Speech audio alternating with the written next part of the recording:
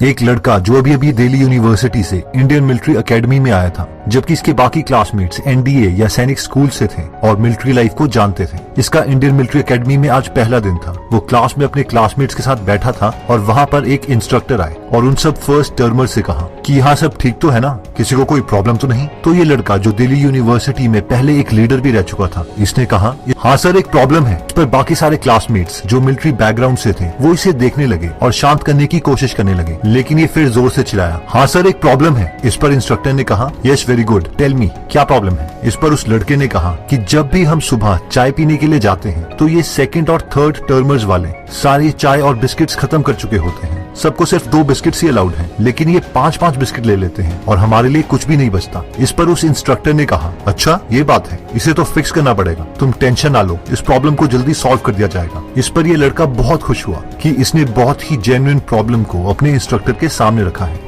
Anyways वो instructor शाम को उस लड़के की प्लेटून में आया और ये सब कैडेट्स के लिए बहुत ही सीरियस बात थी कि एक इंस्ट्रक्टर नॉन ऑफिस आवर्स में प्लेटून में क्या कर रहा है, जरूर कुछ बहुत बड़ी गड़बड़ी है। इस इंस्ट्रक्टर ने आते ही सारे थर्ड टर्मर्स को ऑर्डर दिया कि पहले वो सारे बाहर आए। उसके बाद उन्हें बहुत ही सीवियर पनिशमेंट दी गई, जिससे कि उनकी एल्बोज टांगों से खून निकलने लग गया और अगले 2-3 घंटे तक यही चलता रहा। उसके बाद उन थर्ड टर्मर्स को इंस्ट्रक्टर ने लाइन में खड़ा किया और कहा कि इस तरीके से तुम अपने फर्स्ट टर्मर्स को ट्रेनिंग दे रहे हो, ये बिस्किट के लिए चाय के लिए कंप्लेन कर रहे हैं, इन छोटी छोटी चीजों की परवाह कर रहे हैं। अब उस लड़के ने जब ये सुना तो उसे रियलाइज हुआ कि शायद उससे बहुत बड़ी गड़बड़ी हो गई है। अब जैसे ही इंस्ट्रक्टर वहां से गया तो थर्ड टर्मर्स ने फर्स्ट टर्मर से बात नहीं करी, बल्कि सेकंड टर्मर्स को बुलाया और इन सेकंड टर्मर्स को पूरी तरह से 2-3 घंटे तक पनिश किया, रगड़ा दिया और तब तक सुबह के 3 बज चुके थे। अब इन सेकंड टर्मर्स ने फर्स्ट टर्मर्स को कहा कि जाओ अपने रूम से पानी की बाल्टी भर के लेके आओ। उसके बाद सेकंड टर्मर्स ने अपनी सुबह की बची हुई चाय उन बकेट्स में डाली जिसमें पानी भरा हुआ था और उन्हें कहा कि इस पूरी बाल्टी को पियो। और उसके बाद फर्स्ट टर्मर्स को बुरे तरीके से पनिश किया गया और फिर सारे के सारे बिना सोए ही नेक्स्ट डे पीटी के लिए चले गए।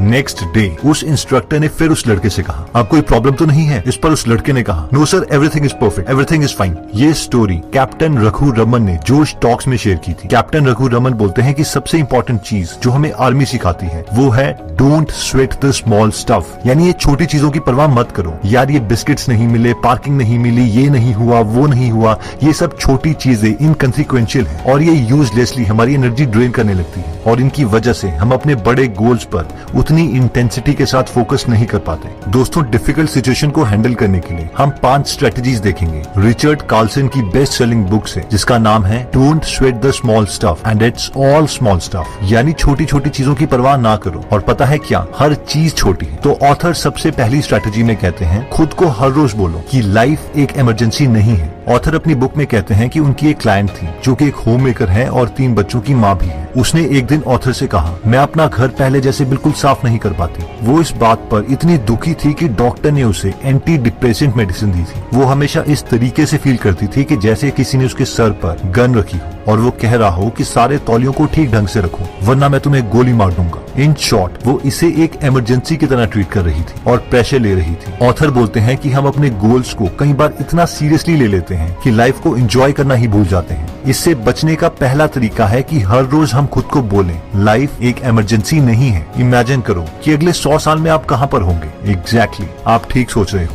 हम में से मैक्सिमम लोग मर चुके होंगे। अर्थ को बने हुए 450 करोड़ साल हो चुके हैं। इन 450 करोड़ सालों में कोई 100 साल के लिए इस धरती पर रह के टेंशन लेके चला गया तो इस यूनिवर्स को कोई परवाह नहीं है। ये ऐसा है कि आपने एक आदमी जिसके पास 450 करोड़ रुपए थे उससे 100 रुपए का नोट चुरा लिया है। उस आदमी को इन 100 रुपए की परवाह नहीं है। इसीलिए इन 100 सालों में आपने कितनी डिग्रीज कलेक्ट करी, कितनी एजुकेशन ली, कितने पैसे इकट्ठे कर लिए, इसके बारे में अगले 100 साल में किसी को भी कुछ नहीं पता होगा। इसलिए इन सब चीजों के लिए टेंशन लेना कम्प्लीटली यूजलेस है। हमें अचीवमेंट के साथ साथ स्लोली लाइफ को एंजॉय भी करना है और बस ऐसे ही इसे खत्म नहीं कर देना। नेक्स्ट टेक्निक कहती है imagine the people in your life as tiny infants and 100-year-old adults. Author बोलते हैं कि दूसरों से जो आपको इरिटेशन की फीलिंग आ रही है उसे रिलीज करने के लिए सबसे अच्छी टेक्निक यही है। किसी ऐसे इंसान के बारे में इमेजिन कीजिए जो आपको बहुत परेशान करता हो। अब अपनी आंखें बंद कीजिए और उस इंसान को इमेजिन कीजिए कि वो एक बहुत छोटा बच्चा है। उनके छोटे छोटे फीचर्स और उनकी इनोसेंट छोटी आंखों को इमेजिन कीजिए। अब बच्चों से गलतियां तो होती हैं और एक टाइम ऐसा भी था जब हम भी बच्चे थे। अब 100 साल फास्ट फॉरवर्ड कीजिए और उस इंसान को इमेजिन कीजिए कि वो इंसान बहुत बड़ा हो गया है और मरने वाला है। उनकी आंखों को इमेजिन कीजिए, उनके चेहरे पे हल्की मुस्कुराहट को इमेजिन कीजिए और ये सोचिए कि वो उन सारी चीजों के लिए शर्मिंदा है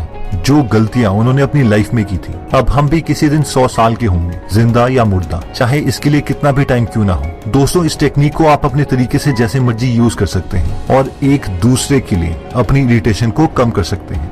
थर्ड टेक्निक कहती है कि spend a moment every day thinking of someone to thank. Author कहते हैं कि हर सुबह मैं सबसे पहले 2 मिनट ये सोचने में बिताता हूँ कि मैं किसका थैंक्स करूँ। जितना ज्यादा मैं अपने आसपास मौजूद चीजों के लिए भगवान का शुक्रिया अदा करता हूँ, मुझ में उतनी ही पॉजिटिव एनर्जी आती है और मुझे उतनी ही ज्यादा सक्सेस मिलती है। ऑथर बोलते हैं कि अगर आप भी मेरी तरह हो तो आपके पास भी ऐसी बहुत सी चीजें हैं जिसके लिए आपको भगवान का शुक्रिया अदा करना चाहिए, चाहे वो आपके फ्रेंड्स हो, आपके फैमिली मेंबर्स हो, आपके टीचर्स हो या ऐसे लोग हों जिन्होंने हमें अपॉर्चुनिटी दी है। हम भगवान को अपनी लाइफ के लिए भी थैंक्स बोल सकते हैं। ये बहुत सिंपल लेकिन पावरफुल टेक्निक है, इसीलिए इसे जरूर करें। फोर्थ टेक्निक कहती है कि do something nice for someone else and don't tell anyone about it. यानी किसी के लिए अच्छा करो लेकिन उसे इसके बारे में मत बताओ। ऑथर बोलते हैं कि जब भी हम किसी के लिए अच्छा करते हैं तो एक बहुत ही पॉजिटिव फीलिंग आती है, क्योंकि हम सोचने लगते हैं कि हम कितने अच्छे हैं, कितने काइंड हैं। लेकिन एक बहुत ही मैजिकल पावर है जो आप फील करोगे जब आप किसी के साथ अच्छा करोगे, लेकिन उस बात को